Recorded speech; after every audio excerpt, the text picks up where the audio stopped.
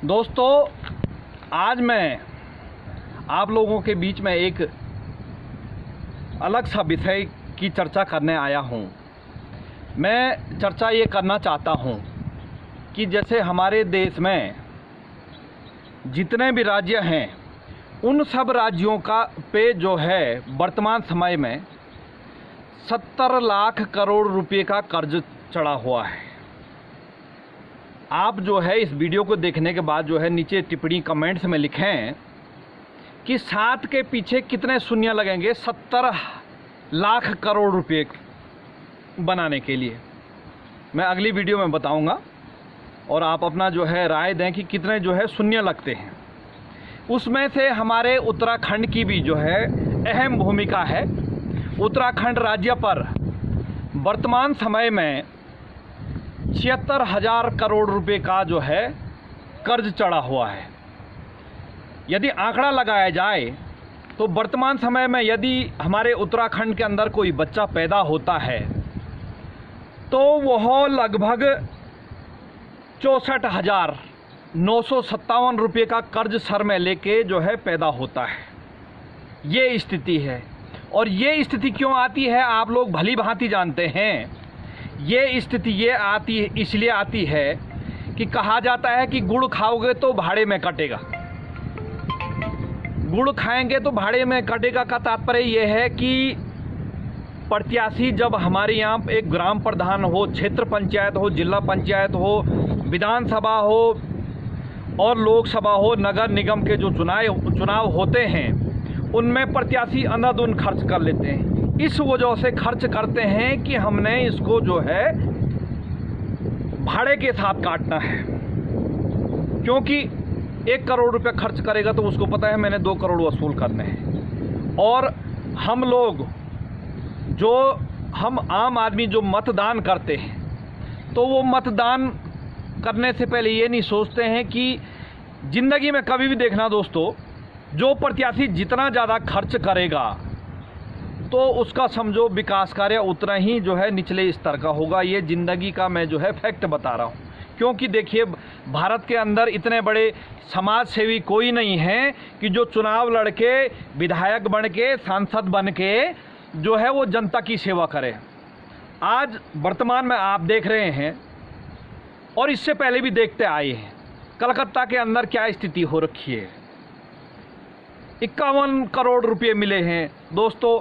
एक आम आदमी को जो है हमारे पहाड़ में कहते कहीं जो है शादी में जाते हैं तो 51 रुपये का किसी बालिका या किसी बालक की शादी में जाते हैं तो न्योता देने के लिए 51 रुपया मौजूद नहीं होता है। वो उसके लिए भी जो है 50 बक्से खोलने पड़ते हैं जो गरीब तबके के लोग हैं। ये स्थिति। और कहीं जो है 51 करोड़ रुपये केवल चोरी के मिल रहे हैं और न जाने और कितने होंगे। तो ये स्थिति है हमारे देश की। और इसी कारण जो है ये जो हम गरीबी का जो है जो फ्री का जो है राशन हुआ, फ्री का ये हुआ, फ्री का वो कर देंगे, कर्ज माफ़ कर देंगे, हलाना कर देंगे, फलाना कर देंगे। जैसे मैंने पिछली वीडियो में बताया था आपको कि कृषि विभाग द्वारा जो है लाखों करोड़ों की दाल, वो लाखों करोड़ों का जो है माल सड़कों पे सड़ रहा है, गलियों में सड़ रहा है। सरकार ने तो दे दिया है, लेकिन सरकार ने भी आंख बंद करके दे दिया है कि इसका प्रयोग इस स्तर पे है या नहीं है। इस स्तर पे प्रयोग का तात्पर्य हमारे जैसे पहाड़ में है तो मैदानी क्षेत्रों की तरह हमको जो है खाद की ज़रूरत नहीं होती है। इसलिए नहीं होती है क्योंकि हमारे यहाँ ऑलरेडी जो है हमारे घर में गाय भैंसें होती। आजकल के लोग जो है खेती बाड़ी उतना कर नहीं रहे हैं, लेकिन जो गाय का गोबर है उसी से जो है हम उस खाद को डाल देते हैं, जो कि अपने घर की खाद होती है, वो अच्छी होती है, वो पौष्टिक खाद होती है। उससे जो है खेती पे कोई बुरा असर नहीं। और ये जो बाहर से जो है सरकार देती है केमिकल वाला, उससे जो है खेती पे बुरा असर पड़ता है। तो इसीलिए जो है इस मुद्दे पे कोई बहस करता नहीं। हाँ जी, चलो कृषि अधिकारी ने कहा आने दो, कृषि सचिव ने कहा आने दो, कृषि मंत्री ने कहा आने दो, हमारे यहाँ इतने का बजट चल रहा है, इसका इतना हिस्सा होगा, इसका इतना किस्सा होगा। ये सब बंदर बांट जैसी चल जाती है और उसका जो है धरातल पे कोई प्रयोग नहीं होता है। इसलिए ये कर्ज जो है दिन प्रतिदिन बढ़ते जा रहा है। तो यही है दोस्तों, और प्रत्याशी भी यही करते हैं, जो है जो भी उस समय हम सोचते हैं कि आ रहा भाई चलो आने दो, फ्री का आ रहा है, फ्री का आ रहा है, लेकिन उसका कहीं ना कहीं बुरा असर पड़ता है। वर्तमान समय में एक प्रतिनिधि हैं हमारे, कहीं नाम नहीं लूँगा, तो उनके पास कोई उनका क्षेत्रवासी आया, उसने कहा महोदय हमारे घर के आगे एक नाली बननी है, वो पूरा टूट गया वगैरह। वो अंदर गए, वो रजिस्टर ले आए और कहा भाई 20 तारीख को आपको 2000 रुपये और एक बोतल दी है, 2000 रुपये और एक बोतल दी है, जिस दिन ये पूरा हो जाएगा उस दिन आपके घर का जो है आगे की जो है नाली बन जाएगी। तो ये स्थितियाँ अपने स्तर पे उन्होंने भी उचित साधन ढूंढा है ना साहब।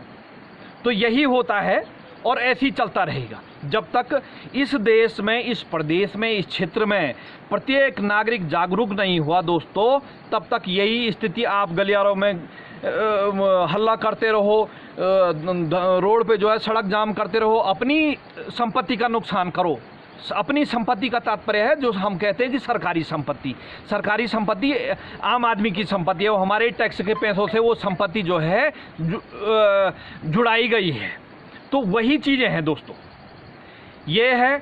और इसलिए मैं कह रहा हूँ कि आज जो है उत्तराखंड सरकार हो, कोई भी सरकारें हैं, अभी हम कहते हैं कि जैसे पिछले दिनों में आपने सुना कि जो है गणेश गोदियाल जी जो पूर्व विधायक श्रीनगर क्षेत्र के थे, उन्होंने धन सिंह रावत पे जो है इल्ज़ाम लगाया। धन सिंह रावत ने उन पे इल्ज़ाम लगाया कि इन्होंने जो है बद्रीनाथ मंदिर समिति का पैसा वहाँ खर्च किया, वहाँ किया, ये किया, सो किया।